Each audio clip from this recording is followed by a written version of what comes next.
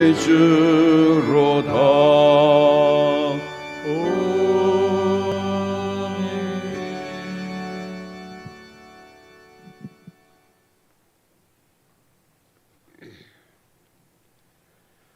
언제 어디서나 우리와 함께 하시는 하나님 아버지, 저희 가운데 강림하셔서 찬양과 경배를 받으시옵소서. 이 예배를 통하여 저희 심령의 평안을 얻고 저희 상한 마음이 위로를 받을 수 있는 귀한 시간이 되게 하옵소서. 낙심과 근심으로 마음이 눌릴 때마다 위로로 채워주시니 감사합나이다.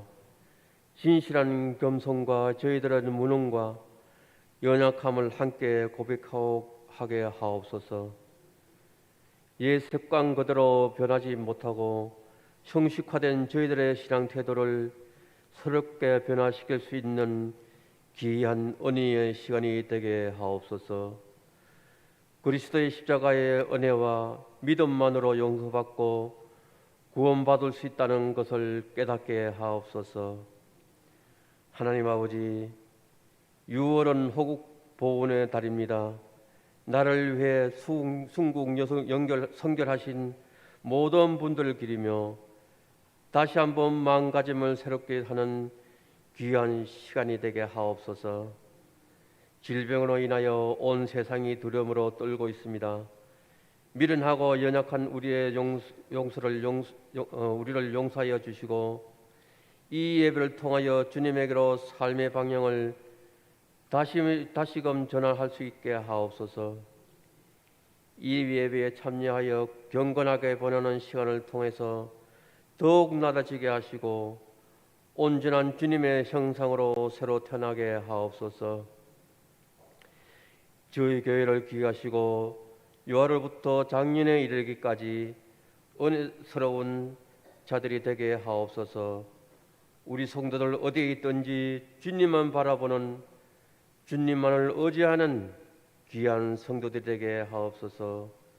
귀한 성도들 가운데 고난을 당하는 성도와 병환 중에 있는 성도들, 주님의 은총으로 치유의 기쁨을 누리게 하옵소서. 주님께서 완치의 영광을 주옵소서. 귀한 성도들 모든 어려운 터널이 끝날 때까지 주님의 손을 꼭 붙잡고 기도한 마음으로 잘 견디어 나가게 하옵소서. 오늘도 생명의 말씀을 전하실 목사님에게 은혜를 더하여 주셔서 십자가의 복음을 담대하게 선포할 수 있도록 입술에 기름을 부어 주옵소서. 감사하며 예수님 이름으로 기도사옵나이다. 아멘.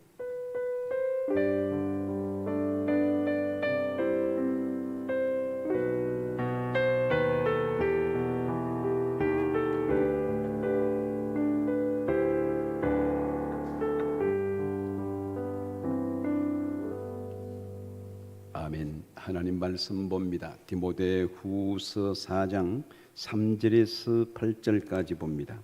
디모데후서 4장 3절에서 8절까지 신약성경 346페이지가 됩니다. 때가 이르리니 사람이 바른 교훈을 받지 아니하며 귀가 가리워서 자기의 사욕을 따를 서성을 많이 두고 또 그 귀를 진리에서 돌이켜 허탄한 이야기를 따르리라. 그러나 너는 모든 일에 신중하여 고난을 받으며 전도자의 일을 하며 네 직무를 다하라.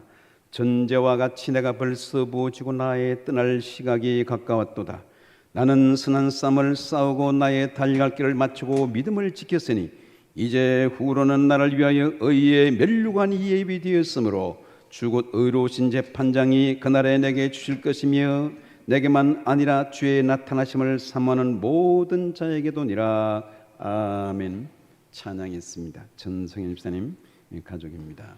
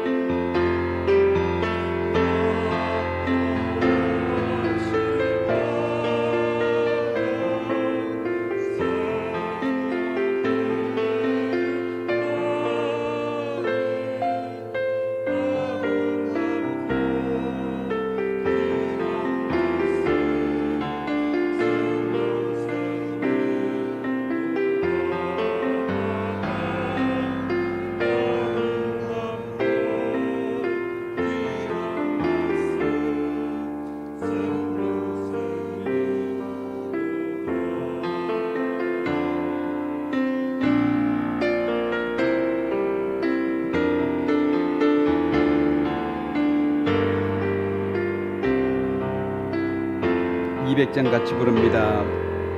널리 울리어 퍼지는 생명의 말씀은 마음의 용서와 평안을 골고루 주나님. 다만 예수 말씀 듣고 복을 받네. 아름답고 귀한 말씀 생명샘이로다. 아름답고 귀한 말씀 생명샘이로다.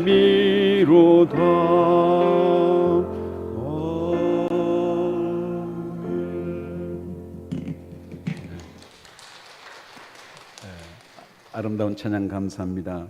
어떤 분들은 내 소원이 하나 있는데 소원은 온 가족이 함께 교회에 와서 특송하는 겁니다. 그런 소원을 얘기하는 것을 들었습니다.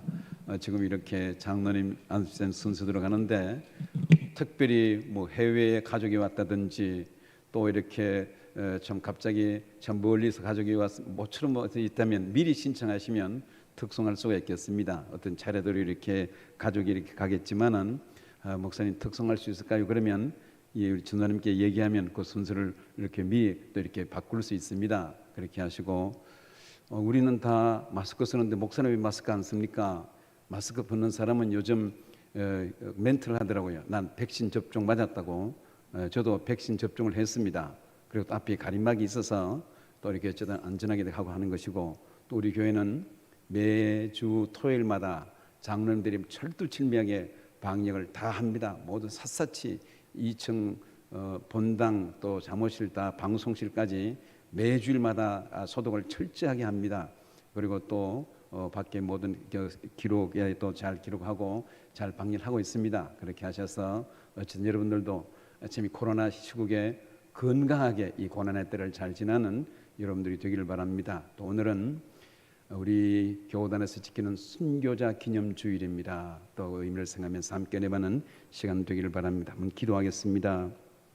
하나님 아버지, 죄악으로 가득 차며 또 어둠으로 가득 탔던 이 땅을 130년 전에 선교사들이 이 또 나라를 문을 두드리게 하시고 복음의 밝은 빛을 전하여 주셔서 사신 우상이 사라지게 하심을 감사합니다. 또 교회가 또 이렇게 피로 값주고 세우신 교회들이 참 일치월장 부흥성장하여 이 민족의 복음화를 또 당기게 하신 것을 감사합니다. 오늘도 거룩하고 복된 날 주셔서 우리 한국 교단이 순교자 기념주일로 지키게 하심을 감사합니다. 이름도 없이 빛도 없이 이 조국에 이 땅에 와서 피 뿌려 순교한 그 모든 열매를 우리가 거두고 있습니다. 하나님 아버지, 늘 그 은혜 감사히 우리도 복음의 빚진 자로서 남은 삶을 살 수 있도록 은혜를 베풀어 주옵소서. 말씀 앞에 섰습니다. 종의 허물을 가려 주시고 진리의 말씀만 선포할 수 있도록 옳은 장중에 붙들어 주옵소서. 모든 것 주님께 정하며 예수님의 이름으로 기도합나이다. 아멘. 지난주에 가슴 아픈 사건은 그 이천의 그 쿠팡 물류센터의 화재 사건이 났습니다. 그래서 저는 뭐 단순한 물류센터인가 했더니 쿠팡이 지금 그 모든 물류의 거의 대부분을 차지하고 있고, 쿠팡이 지금 취급하는 업종이 500만 종이랍니다. 그러므로 그 물류창고가, 저는 뭐 유통 간단한 뭐 이렇게 배달하고 그런 줄 알았더니 우리 대한 5천만이 다 주문하는 모든 그러니까 물건들이 거기 다 적지되어 있는 것이죠. 이틀 동안 탔습니다. 참 가슴 아픈 일이고, 그런데 저기서 인명피해가 없이 다 이게 탈출했습니다. 인명피해가 없는데 웬일인지 저 불 속에 뛰어든 사람이 있습니다. 불 속으로 뛰어든 사람이 누군가요? 소방관입니다. 소방관, 사명자, 부름을 받은 사람, 책임을 진 사람은 불 속으로 뛰어들었습니다. 그래서 안타깝게 그 중에 참 한 분이 이렇게 김동식 소방경이더라고요. 못 나와서 참 이렇게 참 가슴이 아프고 참 그런 위험을 이렇게 안고 사는 분들이구나 하는 생각을 하게 됩니다. 누가 뛰어들었습니까? 사명감 있는 자. 누가 뛰어들었습니까? 부름을 받은 자. 우리나라가 이렇게 참 오늘 이 순교자 기념주일을 지나면서 우리나라는 어떤 나라였는가? 참 100년 전만 해도 참 대단히 가난한 나라였습니다. 100년 전에 우리 모습입니다. 산에 지게 지고 나무하고, 혹시 저게 내 모습이 없는지 한번 보세요. 옛날 사진이니까 다 어떤 애는 뚜통도 없이 이렇게 지게 지고 뭐 저렇게 했습니다. 또 집집마다 이렇게 명주 녹화하는 것이죠. 저 그냥 여자들이 밤낮으로 저렇게 명주, 그것도 참 대단한 것입니다. 귀하게서 명주실 이렇게 하고 삼배하고 등등 그렇게 해서 길성을 해서 참 지낸 것이 100년 전입니다. 예, 지금 무슨 사진인가 보니까 시집 가는 사진 같네요. 시집 가는 그 집 앞 이 사진을 내가 가만히 봤더니 그 벽이 다 벽돌로 다 이게 거미가 있어요. 그런 집에서 지금 시집을 갑니다. 가면서 이렇게 가마에서 나오는데 사진을 이렇게 좀 감상하면서 느끼는 것은 엄마가 집을 떠나는 딸에게 마지막 부탁하는 거예요. 마지막 부탁하는 모습으로 가마 문을 열고, 이제 집 떠나면 그만입니다. 이제 너는 그 집 박씨 집안에 귀신 돼야 된다. 너 절대로 돌아오면 안 된다. 죽어서 또 오면 오지 돌아오면 안 된다. 그런 마지막 부탁을 하는 것 같습니다. 그래서 보아도 못 본 척하고 들어도 못 들은 척하고 기머거리 3년 벙어리 3년 뭐 소경 3년 그렇게 잘 지내라 마지막 부탁을 하는 것이 엊그제 일입니다. 예, 지금 타장하는 것이지요. 시집 장가 보내고 이제 기둥 뿔이 다 뽑힙니다. 그래서 그 빚도각 가게에서 참 타장을 하는데 키로 이렇게 참 탈곡하는 그런 모습입니다. 저게 바로 100년 전입니다.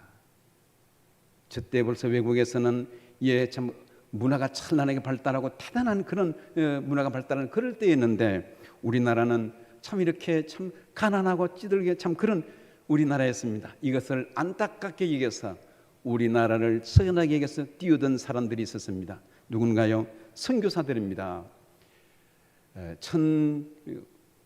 1832년 제일 먼저 토마스 선교사 전에 구출라프 선교사가 독일 선교사로서 한국에 와서 지금 그 박목사님 고대도에서 목회하고 계신데, 그 고대도에 와서 약 한 보름 동안 있다가 떠났습니다. 그 이후에 최초의 한국에 우리나라에 와서 문을 닫으니 아직 구한 말이지요. 대한민국 국호도 없는 그런 조선시대 때 1866년 대동강에 배를 타고 와서 복음을 전하다가 한 달여 정도 하다가 9월 5일 날 어떻게 됩니까? 이때만 해도 대원군 촉합의를 위시해서 이 쇄국 정치를 써서 문호를 닫았습니다. 문화교를 안 하고. 일본은 이때 벌써 문호를 다 개방해서 외국 문물들이 막 쏟아져 들어올 때입니다. 우리는 문을 걸어 잠그고 있던 그런 시대입니다. 토마스 우리 개신교 목사입니다. 영국에서 우리나라 모르잖아요. 한 번도 본 적도 없고 알지도 못한 우리나라에 와서 복음을 전하고 순교했습니다. 그리고 그가 대동강변에서 이렇게 참 마지막 성경을 뿌리고 성경을 전달하고 순교의 제물이 되는 것입니다. 이처럼 우리나라는 이러한 복음의 빚진 나라였어요. 이뿐만 아니라 1884년에 알렌 선교사가 의사로서 제일 먼저 들어왔고, 물론 고종 황제의 주치의가 되고 했습니다만 그 이듬해에 은도드 아펜셀러가 1895년에 들어와서 9월 5일 날 부활절 날 아침에 제물포항에 도착했습니다. 이 선교사들은 들어와서 어떻게 되는가요? 그 대표적인 예를 들면 은도드 선교사는 이렇게 참 토마스 선교사 뒤를 이어서 알렌 선교사 뒤를 이었고 1885년 9월 5일 제물포항에 도착해서 그 후손들이 무려 4대가 한국에 묻혔어요. 대단합니다. 4대가 우리 한국에 뼈를 묻고 있다는 사실입니다. 연희 대학교를 세웠고, 그리고 스크린턴은 이화학당을 세웠고, 그리고 헐버트 선교사라는 사람은 우리 옛날 고 홍길동전 춘향전 보면 글씨가 다닥다닥 붙어 있습니다. 우리는 글씨가 쭉 붙어 있어도 우리 의미를 알잖아요. 어떤 분들 문자 보내도 띄우기 쓰기도 안 하고 그래 보내는데 다 알아봅니다. 우리 원래 처음에는 그렇게 썼습니다. 그 한글을 한문이 쭉 붙어 있듯이 한글도 쭉 붙어 있는데 헐버트 선교사가 띄어쓰기로 가르쳤어요. 야, 참 대단한 그런 일이죠. 이거 보니까 글씨가 붙어서 우리는 아는데 외국 사람은 보기가 대단히 불편해서 이것을 한 단어 가르쳐서 교육을 시켜서 띄어쓰기를 했다는 사실입니다. 그뿐만 아니라 이렇게 해서 참 고요한 참 어둠으로 갇혔던 이 땅에 학교를 세우고 참 그렇습니다. 그 중에 또 참 이름 있는 참 기억할 만한 것은 캔드릭 선교사인데 미국에서 장로교회 또 이렇게 후원으로 한국에 와서 이렇게 아이들을 가르치고 하다가 1년 만에 급성맹장염, 한국에 온 지 1년밖에 안 됩니다. 급성맹장염으로 수술하고 한국에서 25살에 여생을 마친 그런 것이 있습니다. 예, 캔드릭 여성교사인데 그는 자기 고향 교회에 편지를 쓰면서 이런 편지 내용을 평소에 썼습니다. 나는 우리 조선 땅 대한민국을 사랑합니다. 그래서 내 생명이 1000개가 있더라도 나는 다시 그 1000개의 생명을 한국에 바치겠다. 참 감동적입니다. 또 혹시 우리 구역장들도 한번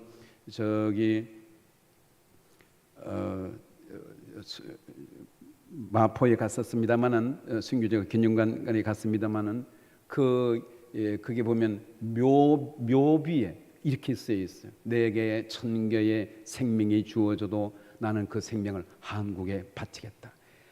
가슴이 뭉클합니다. 이런 참 이름도 없이 빛도 없이 와서 이런 선교사들의 그런 빛부린 그 공로로 우리가 지금 그 열매를 거두고 있습니다.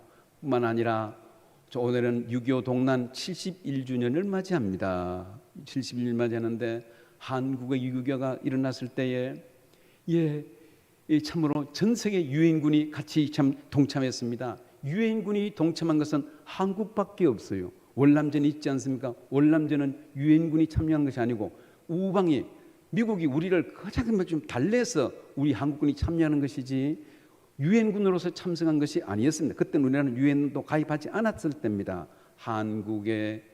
미국이 요청을 해서 그냥 도와주고 우리는 이제 돈을 받고 그렇게 한 것인데 유엔군이 참여했을 때는 그런 것이 없었습니다. 그래서 연합으로 우리나라가 참 이렇게 풍년등화 위기에 있을 때에 미군이 한국 전쟁을 위해서 48만 명 동참했어요. 영국군이 5만 6천 명, 대단하지 않습니까? 물론 한국군이 17만 명 죽었고 민간인이 30만 이상 죽어서 52만 명의 한국군 우리 대한민국 민간인이 참 죽임을 당하게 되었고 그 중에 미군은 그 통계적으로 3만 6천 명, 유엔국까지 하면 미군만 3만 6천 명이 이 땅에서 죽었습니다. 영국군이 1000명 포함해서 약 4만 명 유엔군이 이 땅에 참 피를 뿌리고 이 장엄한 순교를 했다는 그런 사실입니다. 그래서 우리나라는 이러한 참 공산체 위기에서 벗어나서 참 자유를 얻게 되었고 물론 그렇게 된 것은 참 이승만 대통령이 요즘은 친일 반일 하지만은 당시 정권은 그렇지 않습니다. 세계적인 정치인이고 그러므로 미국의 정계를 유엔을 뒤흔든 것이 이승만 대통령이었어요. 나라가 위급할 때에 급히 전보를 보내고 프란체스카 여사가 부인이 보내고 그리고 무엇보다도 한국에는 선교사들이 급타지를 했습니다. 지금 도와야 됩니다. 이렇게 해서 전 세계가 태국을 위시해서 저 멀리 터키 에티오피아에서까지 한국에 와서 이 참여한 것이 16개국이 되었고 그리고 의료국으로 스위스를 위시해서 16개국 위에 의료단이 파송한 것이 6개 나라 도합 20여 개국이 됩니다. 무슨 얘기입니까? 우리나라는 참 복음에 비친 나라입니다. 이런 가운데 우리나라는 지금 자원도 없고 아무것도 나라 땅도 좁고 가진 것도 없고 100년 전 우리 모습 보세요. 다 이렇게 참 지게지고 할 것인데 제가 학교 다닐 때 장차 우리나라는 마이카 시대가 온다 그래서 저는 믿기지가 않았습니다. 이건 일어날 수 없는 것이고 그리고 외국 선교사들이 한국을 소개할 때에 아주 특징적인 것은 한국에는 각 가정마다 지게가 있는 것, 그것을 소개했어요. 아주 특이하게 그랬는데 우리가 그것이 100년도 채 안 됩니다. 그리고 70년 전에 6.25 전쟁을 겪었는데 전쟁의 참 초토화 속에서 벗어나서 우리가 참 이게 세계 열강들 속에 우리나라가 지금은 그냥 잘 사는 게 아니고 겁나게 잘 삽니다. 겁나게. 그래서 지금 우리나라는 지금 국민 소득이 3만 달러가 넘었었고 우리 세계 총 세계 물량의 GDP 그러니까 뭐 총 생산력 세계 10위권입니다. 200국이 넘는 나라 우리나라는 그렇게 땅도 좁고 자원도 없고 그런 나라에서 우리나라가 거대한 나라 우리나라는 미국의 한 주밖에 안 돼. 우리나라는 50배나 되는 중국은 우리나라보다 한 5, 60배 되는 그런 넓은 대륙이 있는데 총 물동량 생산량이지요. 전체 생산량의 10위가 한국입니다. 대단한 민족입니다. 지금도 이 북한에서 이렇게 탈북한 사람들 얘기를 들어보면 뭐 이렇게 식당에 가서 계란말이 있으면 안 먹고 버리고 그 막 놀래 자빠진다. 놀래. 어찌 이렇게 계란말이를 버리는가 막 기절할 정도로 지금은 참 북한에게 참담하게 사는데 그렇게 된 이유가 무엇입니까? 북한은 공산화되면서 이 종교를 아주 이렇게 김일성이 이게 참 세뇌 교육을 하고 종교를 이게 편의로 가면서 다 교회를 썰어버렸어요. 이때 이런 종교적인 박해로 내려온 분이 참 영락교회를 세운 한경직 목사님을 미시해서 그런 분들이 내려와서 참 기라성같이 한국 강단을 이렇게 좀 이어져 왔습니다.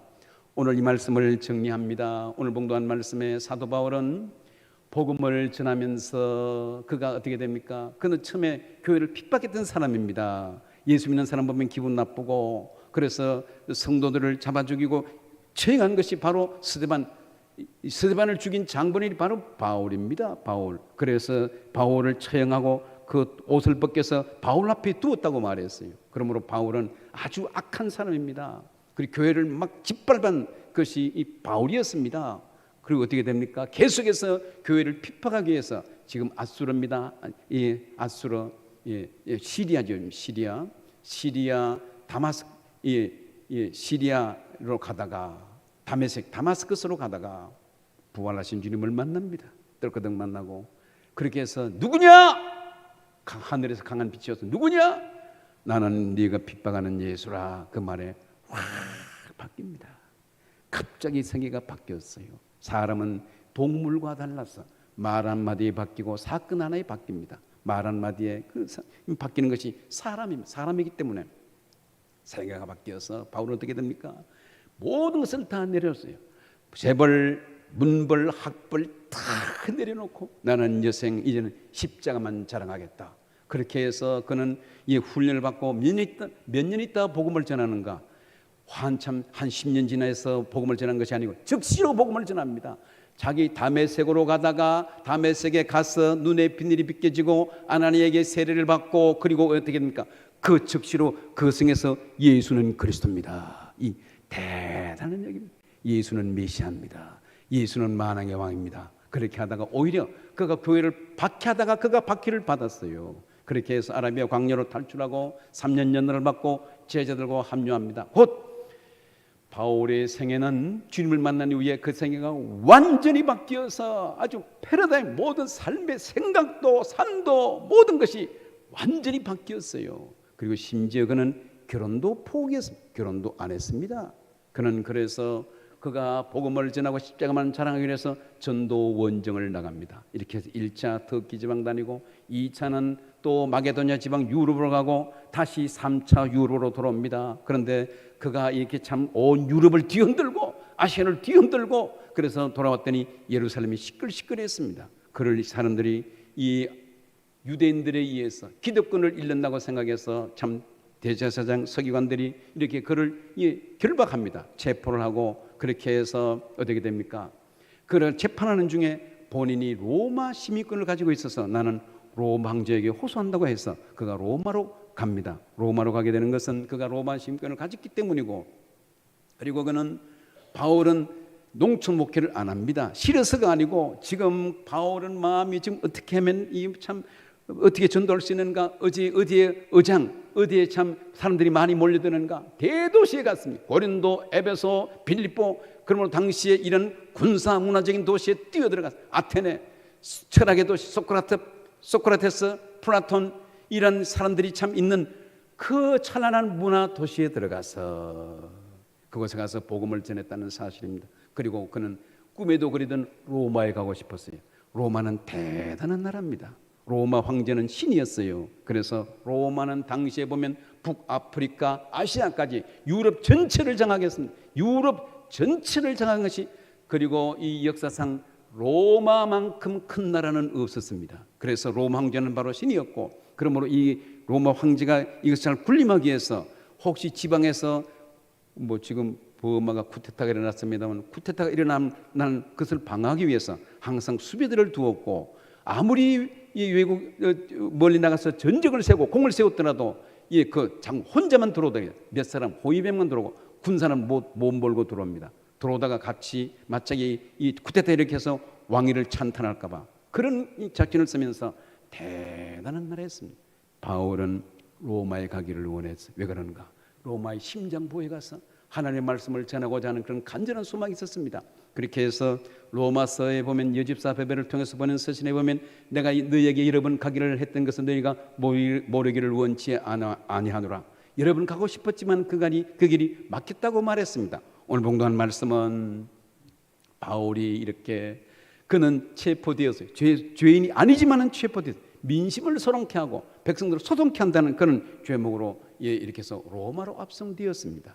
로마로 압송된 다음에 웬일인지 그는 이태 동안 웬일이 좀 자유스러웠어요. 로마 감옥은 갇히면 죽어도 책임 안 집니다. 요즘 감옥에 가서 죽으면 뭐 인권 문제 때문에 뭐 또 대마고 그러진 않습니까? 로마 감옥은 죽으면 그만입니다. 그리고 로마 감옥은 갇히면 먹을 것을 안 줍니다. 옷도 안 줍니다. 그리고 감옥에 먹을 걸 줘야 되잖아요. 요즘 먹을 걸 준다고 해서 뭐 국립 호텔이라고 그러는데 로마는 그런 것이 아니고 먹을 걸 안 줍니다. 그러므로 누군지 감옥에 갇히면 반드시 그 돕는 사람이 있습니다. 누가 그걸 위해서 먹을 것을 줘야 되고 옷을 넣어줘야 되고 그런 건 모든 기본 생필품을 넣어줘야 되는 것인데 로마에 갇혀 있다가 그가 잠시 풀려났어요. 웬일인지 풀려나서 그는 너무 힘들어서 나 힘들었어. 이제는 내가 너무너무 힘들어서 내가 빌립보 감옥에도 갇히고 로마 감옥에도 갇히고 내가 너무 힘들어서 이제는 고향으로 갈 거야. 그렇게 해서 고향 다소로 간 것이 아니고 고향으로 간 것이 아닙니다. 다시 그가 3차 전도여행 때 들렸던 마게도냐로 갔다는 사실이 그가 세웠던 교회를 생각하면서 교회를 의미하면서 마게도냐로 가서 오늘 봉독한 말씀은 이 에베소에서 목회하는 젊은 이 연소한 믿음의 아들로 세웠던 디모데에게 편지를 쓰고 있어요. 그래서 디모데의 전서를 마게도냐에서 썼고 그때 로마에는 네로 황제가 집권할 때 이 로마시에 불이 났습니다. 그래서 혹시 역사학자들은 사람들은 이 네로가 불을 지른 것이 아닌가 그렇게 추정합니다만은 이렇게 어쨌든 의문점이 있는데 어쨌든 80-90% 황제가 그냥 불을 지른 것으로 이 사람들이 그렇게 알고 있습니다. 그런데 불이 한쪽 귀퉁이에 잠깐 났다가 꺼져 있으면 좋겠는데 일주일 동안 계속 탔어요. 로마 전 세계적인 찬란한 문화가 발달한 로마가 어떻게 3분의 2가 타버렸어요. 이렇게 되면 이게 그냥 조금 타면 또 이렇게 민심을 수소하고 뭐 이렇게 해서 백성들을 달려고 하는데 너무 많이 타가지고 이게 참 왕위에 잊지를 못한 그런 가운데 네로 황제는 어떻게 됩니까? 이 죄목을 기독교인들에게 덮어씌웠어요. 기독교인들이 로마에 불을 질렀다. 로마에. 그래서 기독교인들을 다 처형하다 막 쓸어버리는. 그래서 굶겨 죽이고 처형하고 다 그런 가운데 바울이 다시 체포됩니다. 오늘 봉독한 말씀은 바울이 다시 체포되는 거예요. 이 기독교인들을 박해해서. 그러므로 디모데 후서는 물론 에베소서, 빌립보, 골로새, 빌리몬서를 옥중서신이라고 말합니다. 그런데 이 디모데 후서는 옥중서신 중에 옥중서신이에요. 옥중에 마지막 최후에 썼기 때문에 가장 마지막에 썼기 때문에.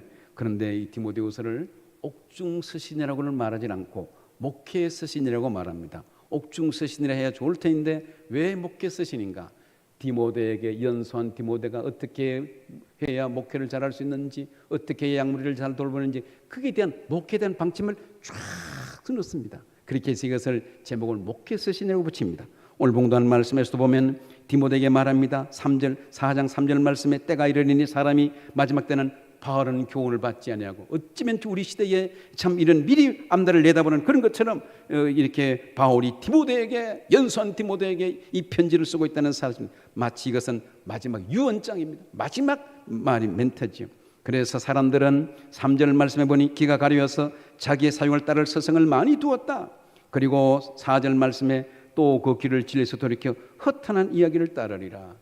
예, 물이 홍수가 나면 마실 물이 없습니다. 물이 많은데 왜 마실 물이 없습니까? 흙탕물이 되어서.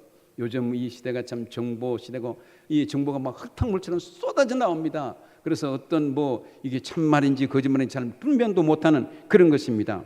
사람들이 어떻게 허탄한 이야기를 따른다. 마지막에 허탄한 이야기를 따르리니, 그렇지만은 바울은 연소한 디모데에게 말합니다. 에베소 교회 감독으로서 이 모든 일을 하고 있는 디모데에게, 그러나 너는 모든 일에 신중하여 고난을 받으며. 왜 성도가 고난 받습니까? 잘 나가고 잘 먹고 좋은 곳에 자고 하면 좋을 터인데 왜 너는지 너는 고난을 받으라고 말했어요.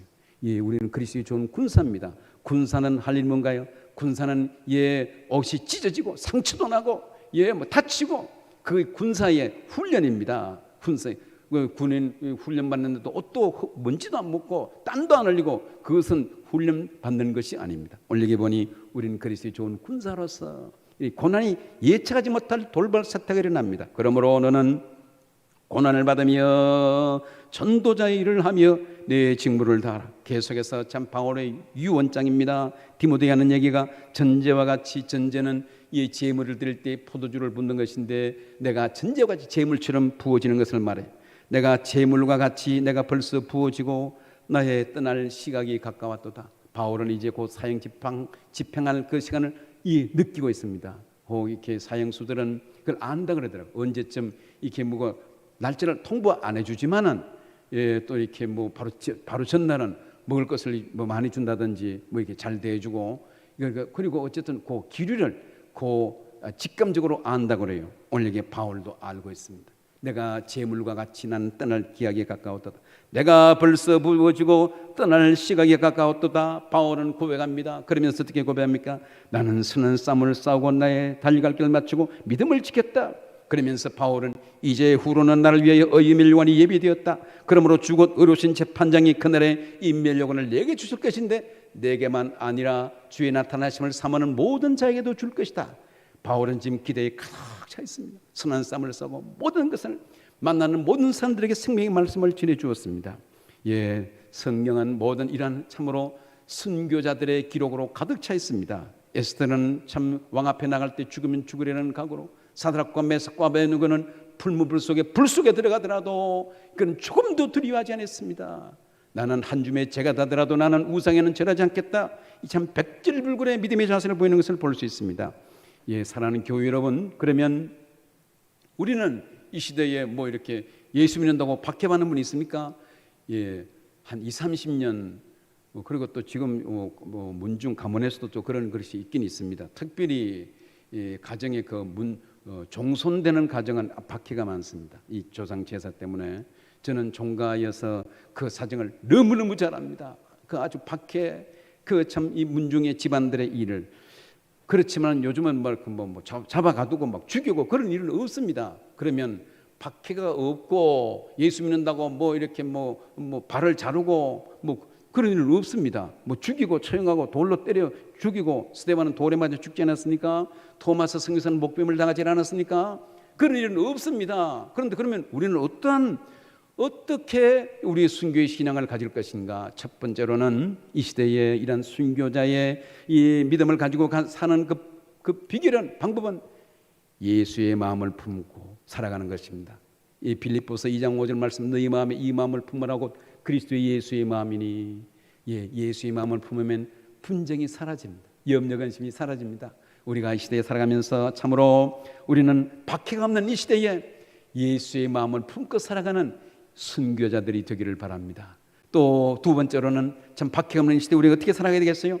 말씀대로 순종하는 것입니다. 말씀대로 순종하는 것. 법궤를 메고 요단강에 들어섰더니 요단강이 찾아졌습니다. 우리 신앙생활은 어렵고 힘들지만은 하나님 보시기에는 또 말씀대로, 그렇죠, 방법을 말씀해 주었어요. 우리 신앙생활은 단순합니다. 어떤 책에 봤더니 단순하게 살아라 그 책을 해서 베스트셀러가 된 것을 보았어요. 단순하게 살아라. 우리 신앙생활을 어떻게 하는가? 단순한 거예요. 아유 힘든데요, 복잡한데요, 단순합니다. 어려운데요, 단순합니다. 어떻게 단순합니까? 말씀이 가라 하면 가고 말씀이 서라 하면 서는 것, 그것입니다. 아이고 내가 그러면 내가 손해 보는데요, 그렇진 않습니다. 요셉이 팔려가더라도 그대로 순종하고 감옥에 넣더라도 그대로 순종하고 했을 때 하나님께서 그를 들어서서 총리가 되게 했던 것처럼 우리 신앙생활은 단순한 겁니다. 다시 말해도 단순한 거예요. 말씀대로 그대로 순종하는 교우들이 되기를 바랍니다. 또 이런 바퀴가 없고 예수 믿는다고 이런 뭐 바퀴가 없는 그런 시대에 우리가 어떻게 살아가야 되겠어요? 하나님을 사랑하고 이웃을 내 몸처럼 사랑하는 것입니다. 그것을 마태복음 22장에 말해서 예수께서 이르시되 내 마음을 다하고 목숨을 다하고 뜻을 다해 주 너의 하나님을 사랑하라 하셨으니 이것이 크고 첫째 되는 계명이요. 22장 39절 말씀에 둘째도 그와 같으니, 둘째도 하나님 사랑과 같으니 내 이웃을 내 몸과 같이 사랑하라 하셨으니 이 모든 것이 율법과 선자의 강령이라고 말했어요. 무슨 얘기입니까? 하나님 사랑하는 방법으로 이웃을 사랑하면 됩니다. 요한일서 4장 20절 말씀 보니 누구든지 하나님을 사랑하노라 하고 이웃을 미워하면 거짓말하는 자라. 보이지 않는 하나님을 사랑하지 않으면서 보지 못하는 바 보는 바 그 형제를 사랑하지 않으면서 보지 못하는 바 그 하나님을 사랑한다는 것은 거짓말하는 것이다. 곧 하나님을 사랑하는 그 척도로 이웃을 사랑하는 척도로 하나님을 사랑하는 그것입니다. 이 시대에 우리는 다른 방법이 없습니다. 말씀을 붙들고 살고 말씀대로 순종하며 살고 기도하는 삶을 살고 성령 충만한 삶을 살아서 한 달의 미랄이 되어서 참으로 아름다운 풍성한 열매를 거두는, 순교의 열매를 잘 거두는 믿음의 복된 교우들이 되기를 주의 이름으로 축원합니다. 기도하겠습니다. 하나님 이 아침 우리와 함께 하시니 감사합니다. 순교자 기념 주일을 맞이하며 조국을 돌아보고 우리가 우리 자신을 돌아봅니다. 앞서간 이름도 없이 빛도 없이 이 강산에 와서 순교의 피를 뿌려준 그 결과로 우리가 지금 순교의 그 열매를 거두고 있습니다. 너무나 감사합니다. 우리가 다 복음의 빚진 자로 우리도 지금 이 생명의 말씀을 전하고 이웃에 다니며 전하고 한저 멀리 참 열방을 향한 순교의 사명을 감당하는 저희들이 될 수 있도록 은총을 베풀어 주옵소서.